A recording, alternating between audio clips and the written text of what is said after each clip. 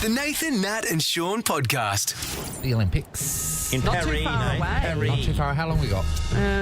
June, July, isn't it? June, July? Okay. Not sure, but we haven't got too long at all. I'll Google it. Okay. So exciting. Paris. There was going to be an issue, and we mentioned just the end of the week last week, the fact that once you competed, you're going to be out of the Olympic Village, and you want to be there to party, have a good time, meet other athletes. Sean, I've been reading some of the stuff about the village, and I'm tell you what, the thing that will be most exciting for me is the food hall. It just seems like a magical place where Me too, that it's sounds just amazing. cuisines from around the Yes. world, and the athletes don't pay a cent. And I know most of them are on strict diets. But once their event Once they're done- finishes, open slather. I mean, the And weightlifters are in there just going the whole time. It's pretty amazing for any athlete. But imagine if you're from an African country where you don't have access to this stuff. And there's McDonald's, Yes. there's all your franchises there Yes. that are sponsors, and then Yes. you've got all just your food, and then you And just... croissants everywhere. It's all just free. Because it's French. It's all free, yeah. God, that would Anything excite you me. want. Kicks off on my dad's birthday, Oh, the wow. 26th of July to the 11th of August. Yeah. Oh, awesome. Not too far away. How good. So, as we know, the last Olympics was COVID-y. Yeah, COVID-y so big it was time. Tokyo, yeah. So no one could even stand within Yes. 6 metres of each other, let alone do it. There was, And there was certainly no sort of, No. gathering together. No. And the thing about the Olympics, and I'm sure a lot of the athletes are there and being, very, very proud of their accomplishments and representing their country, but also a lot of them just want to bang. Well, they're testosterone fueled, They are. for starters. They are chomping at the bit. They're hot, Oh, they are and they're so... surrounded by other hot testosterone It's fueled just- people. There's some seriously good rigs It's there. just abs on abs. It's like getting 2 bits of corrugated tin and rubbing them Yes, together. exactly. Oh, that's a good and way of making looking at it. sparks. Don't you think? Making a lot of Making sparks. So, you know what? The City of Love went, you know what? We are all for this. They're going to be welcoming the 9,000 athletes in summer, and they're going to be giving out 300,000 condoms to the athletes in the Olympic Village. That is enough for each athlete to have 2 condoms per day Not throughout enough. the games. It's not enough. Some are saying there's not enough. But that's on average. So you just got to hope on your Yes. floor To there's a couple of me. people who are a little bit stiff. Like that our very religious high jumper. Yeah. She's not going to go That's street. right. She's not going to go street. No, that's cool. So I'll take hers. someone can have a few more there. And there's some that are just fugly. Not every No, but athlete's they might meet the other attractive. fugly ones. No, Nathan. they're a chance though. The falls and the falls are going to hook up. What, the shot putter and the discus thrower Yes. and the hammer throw. You're really stereotyping people. Yeah, you No, are. I don't know. I don't And know. I agree. I don't know. Show me them. I'll rank them of hotness. I mean, you wonder if, like, the pistol shooters are going to be added as much as, say, the... God, you wouldn't want that to go wrong. Is would that you? but come on, they have to be. Is that a gun in your pocket? You just have it as if you know it's a gun. Twice a day, though, in my current levels of energy is one too many times that I think that I can handle in my current and that's every day. schedule. So you're talking every day. It's not like Yeah. one day a week you do it twice a day. You're talking every day. And I suppose if you really like the person, that's exciting. Like, and you want That's to exciting. jump on the train a bit more. If it's a If new you're in a new relationship, you're absolutely Yeah. going, yeah, that's But- cool. but That's not out of the question. But, once you get settled in, Yeah. like, I mean, really. But there are people out there that they're going twice a day. Sorry, that's Yeah. not enough. Yeah. And how do you live? If you're listening and you're one of these people, how, if it's more than twice a day, where are we doing this? Like, And logistically, the How does itinerary. it fit into the schedule? Well, I can only imagine you start the day on a good note, and Yeah. then you end Okay. the day on the good note. And yeah, but like in between, so there are 4 times people. There's 4 servings a day. People that be listening right now. Where are the other 2 No, they're servings? doing it, Nathan. Well, Brian and Marlene, why don't you give us a call? Is it like having second dinner, or do you pop home for lunch? I cannot comprehend anyone going home on their lunch break, doing it, and then getting ready and going back to work. To me, that seems like, I don't know, wrong? Because you're working? But No, you're on your lunch not at break. all. I know you're on your lunch break, but just, I feel I like mean, I it's... know that you think lunch breaks are just for sandwiches, Nathan. just for sandwiches. And so what you're doing with that panini, put it down. So you're wondering how people create the time. I'm wondering for the and people. energy. Let's see if they're listening. And of course you are. You're probably up doing it. Take a break for a second and let us know if you partake in this activity more than twice a day. How do you fit it in? Or Yeah. How do you fit that's it in? That's not the right question, is it? Traditionally. we heard that at the Olympics, the condom allotment will be 2 per day per athlete. Yeah. And we're like, is that enough? For some athletes, they're not going to see daylight for a while. They're going to make the most of their opportunity at the Olympic Village. But others, that'll be like, where do they have the time? They've got to train. There are people listening going, I mean, obviously they didn't call, but there are people listening that are going, twice a day. Come on, that's child's play, and which shouldn't be child's play. We want to know about the time management. Like, how do you fit this into your day? Clint's in Wanneroo. Good morning, Clint. Morning, guys. How are you? Clint, firstly, congratulations for being the bravest person in Perth to talk about the things others won't. So thank you. Oh, why not? Yeah. So more than twice a day, Clint. Oh, with ease. So one other thing for Nathan, though, was making the time. Scheduling. So where'd you schedule these things? Yeah, so busy man. We know you're a busy man, Clint, what do you do for work? Oh, I do construction. Okay. So that seems like a busy... And it's a physical job, busy job. So talk to us about when you're... are you currently partaking in more than twice a day, or this is a story from the past? Oh, no, twice a day with ease. I've got to get up at 4 o'clock in the morning, or the missus does. Yep. She's got to start work before me. It's just wake each other up and let's get at it. So 1 in the morning. And both on the same page. Yes, and that's early. 4 a.m.'s early. Okay, and then 4 a.m., Sean. Another time in the evening, presumably, before you go to bed. Oh, yeah, well, it could be when we get home, before dinner, could be before, could be after the gym, could be when we go to bed. It's just whenever we feel like it. You just fit it in. Clint, there's most households, and I don't throw our producer Amy into it, but when this was mentioned this morning, but I'm going to, because the look on her face... Oh, she was horrified. She was horrified. The idea of touching and Alex. It was like looking at my wife, Megan, the facial just straight away. But why would you want to be... But Clint's found someone that's got just as eager an appetite. Clint, I'm going to go out on a limb. No kids? No. Yeah, I think that makes a big difference. All right. So Clint, has there been like during a busy week, has there been like a four times a day situation? Oh, not during the week. Probably on a weekend it'd be easy 4, 5, maybe 6. 6? Are you two leaving the house at any point? That's, 6. Oh, you'd have calluses on it. Yes. There's always time to get it done. There's time to get it done. Is it that it's just not taking very long, Clint? Oh, no. It takes a while. Okay, just checking. It takes a while. Just checking. I'm sure your missus is very happy. What's a while these days? I don't know. What's a while, Clint? What's a while? Oh, well, it's at least about half an hour. Okay.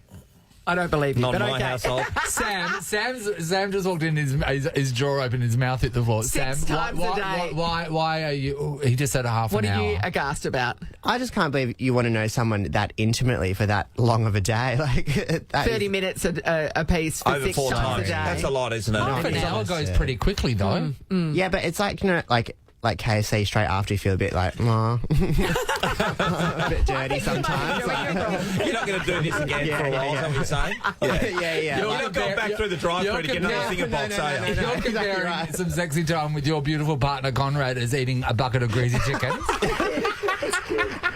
This is the Nathan, Nat and Shaun podcast. We had the great honour of having a Zoom catch-up with Olivia Coleman. So it's just Nathan and I, because Shaun was off yesterday. This is to promote her new movie, Wicked Little Letters, which is in cinemas this Thursday. Yep. We had some technical difficulties trying to connect with her, and she couldn't see us because of our renovations. Yeah, because we had no cameras installed in here. Also, we were on mute, and we didn't know how to unmute it. Yeah, we were those people. Anyway, oh God, it was mortifying. So that was a bit awkward. It was mortifying. So when we finally connected with her, it was a big deal. We're pretty excited. Let's have a listen.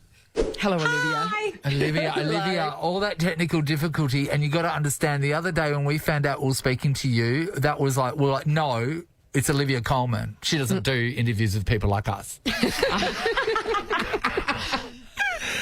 That's really not knowing me very well. No, it's you not knowing us. No, Olivia, Wicked Little I Letters. wish I could see you. I know. We're sorry about that. We're undergoing renovations, and so everything's very basic at our end at the moment. Yeah, but we are breathtaking. Yes, so. yes. Just imagine the most beautiful people you've ever met.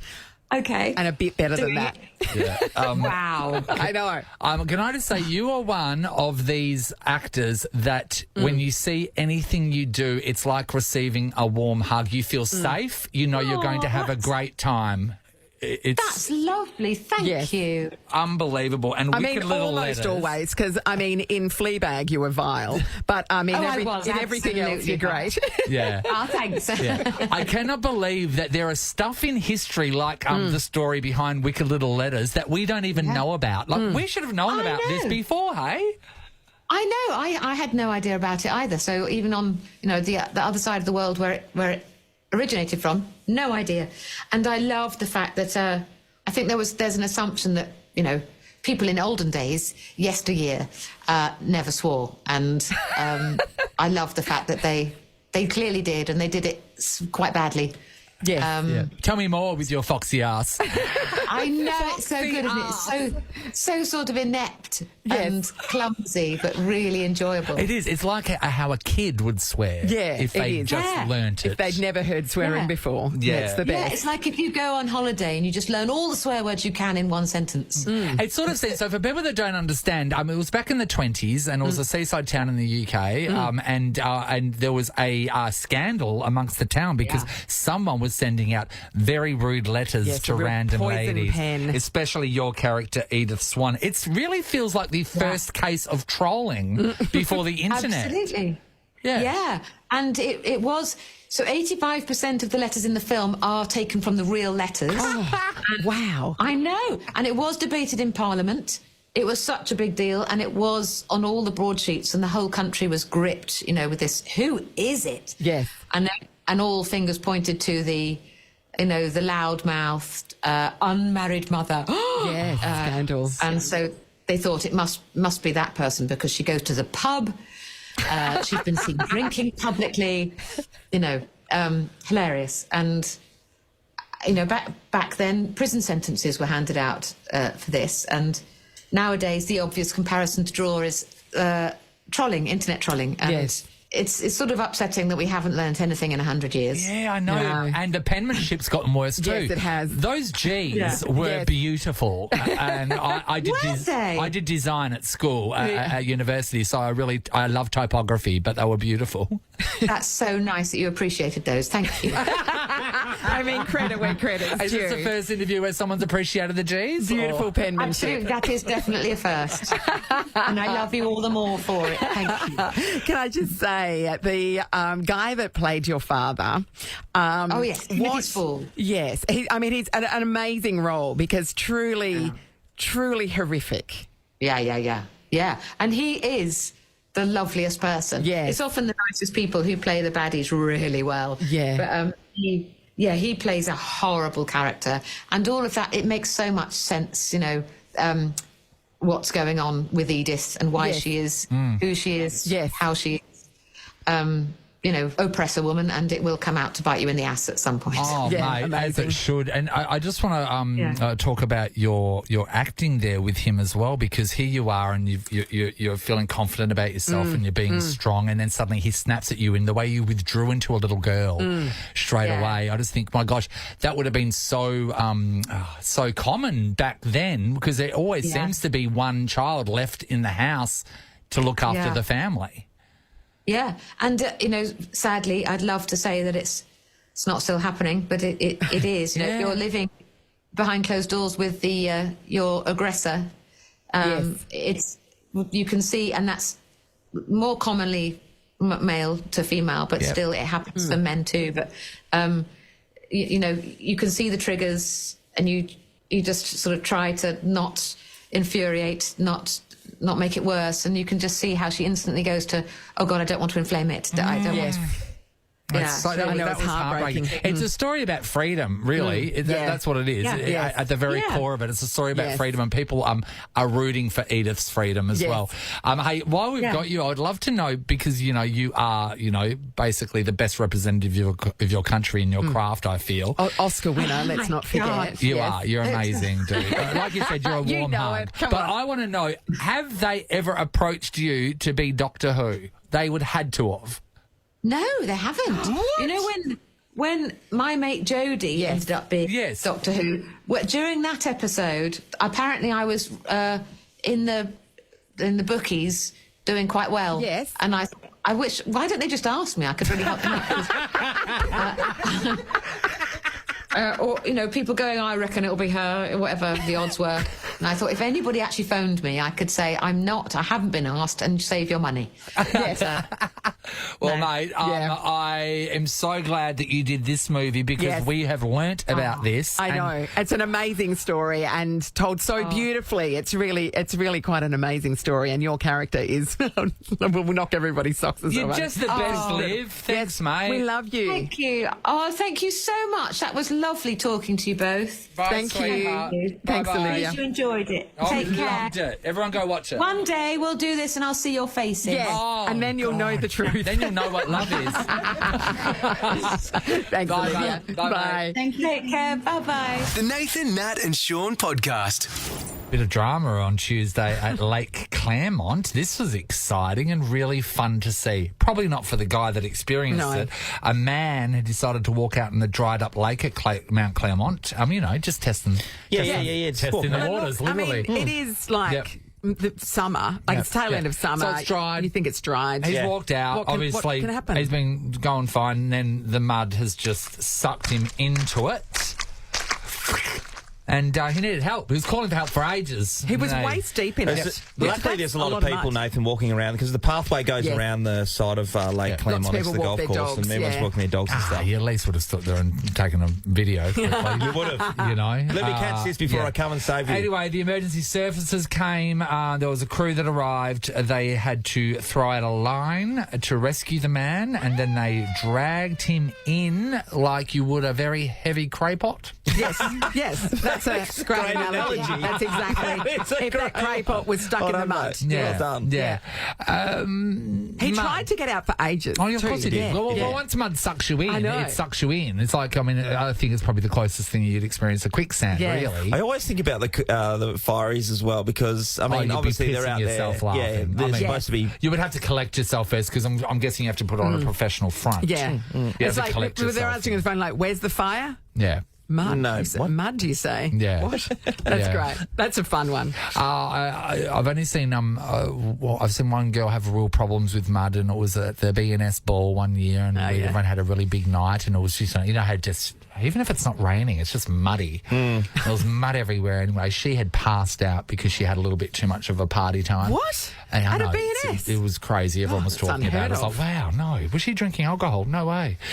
Anyway, then the next day she woke up and it was scorching hot, so she had really passed out for a fair whack. And the moment that I walked past was when she was trying to get up and her hair had dried into the mud. Oh, it had set around her. So she was trying to pull her hair out of the earth. With a hangover.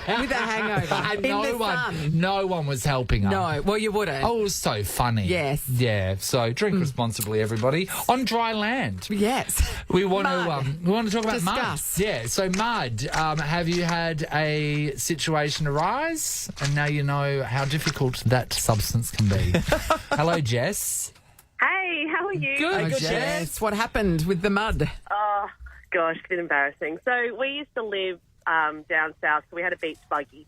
So we're going up the beach, and the river was sort of closer to the beach at the time. Yeah. Yep. But it was sort of still hard enough to walk on to have a look. Which is what I think this guy experienced. Yeah. He walked out a certain way, and then suddenly the mud just took him. Yeah. Yeah, so I understand completely what he's done. So we've parked up on the beach side, so we're safe. And then we've gone for a walk. We've got the 3 kids with us, and my husband's gone, just be careful, because you don't know where it's going to be soft. I'm like, I'll be fine. And as we were walking, I had the girls behind me, and I've taken one step and I've gone straight down to my hip. Oh, Jess. So she can't move. But was it one leg went straight down to your hip and the other leg was still up on dry mud? Yeah, I was like a real walk. So at that point... keep going. Yeah. Oh, be careful, kids, just get away, because you might go in down as well. He's run over because he was a bit behind, and he's run and he's Oh, he's gone into. Yeah. So what happens now? So this is a cartoon. Going, oh, crap. Like, what are we going to do here? So we've told the girls to try and What? slowly, To try and what? fast, go back to the beach buggy while we attempt to get ourselves out. So, light as a feather, girls, run back to the car. Light as a feather. Light as a feather. So how do you get out of it, Jess? Is that because the more you struggle, the more it sucks you in a bit, isn't it? Yeah, it was sort of like we had to sort of manoeuvre because we only had we weren't full both legs down. We could Yep. sort of try and Leverage, It yeah. would have been hilarious to film. But Can I be honest? I'm really glad that your kids didn't get captured by the mud, but I sort of wish they did as well. Just because I would love someone to rock up there and see a family whole stuck family. in mud. And just use throughout the night. It's okay. It's going to be okay, girls. Yeah, but they'd be thinking, is this one of those sculptures things? Sculptures by the A beach? sculpture by the swamp. Thanks, Jess. Oh, Jess, that was funny. Perfect. Nicole's in Marangaroo. Hello. Hi. Hi, Nicole. Nick. Okay, what happened with the mud? It was a few years ago. My eldest son, in Kalbarri, and it's always muddy in Kalbarri, even in summertime with the rain and that. We're at a really nice cafe waiting for our breakfast to come. The kids got bored, so I said to my husband, take them outside. You know, there's a playground over there. They can play on the playground. Yep. He was took them out. And he was just standing there watching what they're doing and that. My son was standing next to this puddle, and he scanned over to see what my daughter was doing, and then scanned back to see the son standing next to the puddle still, but covered head to toe in mud. So in the space that it took your husband to turn his head to look at the other child Yes. and then look back again, he managed to get himself completely covered in mud. He did, yes. He was exfoliating. And it was thick mud that he had to take him back to the hotel to wash him off because it was through everything. That's amazing. Did you? Kids, Yeah, and it how was do they do like, that? How did In you seconds. do that? And silently. But you were just also, standing. the fact that you took the care to take him back to the hotel to give him a shower, Hose him down. In our days, is it literally take them to the nearest hose and Yes. just spray them like you would a car? Or Well, chuck that him in does the surprise sea. me because where the playground is, all you have to do is walk 5 metres And and the you're into beach. the river. The river, goes into the river mouth. Yeah. So just jump in, have a swim. Chucked him in there, Nicole. I would have. Yeah. Well, I mean, Clothes. Yeah. people look after kids too much these days. You know what I mean? It's like, seriously. Yeah, rub it off with For sandpaper. sure. What's wrong with you? Yeah, exactly. Burn it off. Burn the mud off, like our parents did. Hayley, hello. Hi, how you going, guys? Good, Hayley. Hales. Okay. Did you have a run-in with mud? I did. So we lived down south, and the estuary was pretty much just a couple of streets away. Yep. And one night we were having a few drinks and thought, oh, a feed of crabs would be nice. So we walked over to the estuary, and I've put on my waders. I don't know, you know those big long Yes. pants Yeah, of things? course. Yeah. Yes, I've seen them at BCF. BCF, yeah. I've seen them at BCF. Yeah. Something that old men wear, but I had my own pair, and my friend's like, why are you wearing them? They're not going to do anything. And I was like, these things are life-changing, trust me. Yeah. So we've got in the water, and we're walking with the big old scoots, and I don't know what happened, but next minute I was up in the air, full of mud, and the worst part was these waders were getting full of water. Just So- weighing you down like an Oh, anchor. yeah. So no matter what I did, I just could not move. And she's like, yeah, they're good, aren't they? And I was rolling around like Neil the Seal, and I just could not get out of the mud.